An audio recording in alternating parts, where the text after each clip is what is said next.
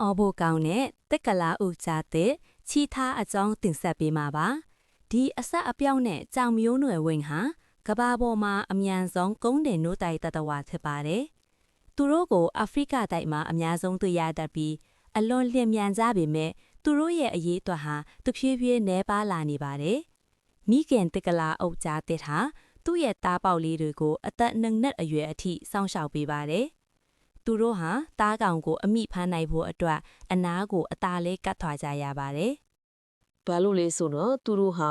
အရှိန်ပြင်းပြင်းနဲ့စကားစက္ကန့်လောက်ပဲအဆက်မပြတ်ပြေးနိုင်လို့ပါ။အဲ့ဒီထက်ပိုရင်သူတို့ကိုခန္ဓာအပူချိန်တက်လာပြီးရပ်နားရပါတယ်။သူတို့ရဲ့ထူးခြားတဲ့ကြော်ရိုးကြောင့်တလန်းလှမ်းတိုင်းပေ30လောက်ထိရောက်အောင်ခုန်ကူးနိုင်ပါတယ်။သူတို့ဟာတခြားသားရဲတရိษံတွေကိုရှောင်ရှားဖို့အတွက်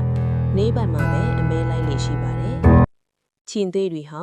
တိကလာအုပ်ကြားတဲ့တွေကိုတတ်ဖြတ်တတ်ပြီးသူတို့ဖမ်းထားတဲ့အစာကိုလည်းလူယူတတ်ကြပါတယ်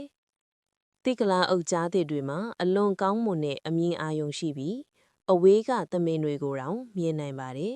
။တားပွက်လီတွေဟာကစားရင်လေ့ကျင့်ရင်းနဲ့အမဲလိုက်နည်းကိုတင်ယူကြပါတယ်။မကြခင်မှာပဲသူတို့ဟာကိုချီတော့ပေါ်ကိုရပ်ပြီးအသက်ရှင်ကြရမှာပါအဆက်အပြောက်တွေနဲ့လေးမြန်လာတဲ့ဒီတရဝါဟာတကယ်ကိုအန်ချီပွေတရိစံတစ်မျိုးပဲဖြစ်ပါတယ်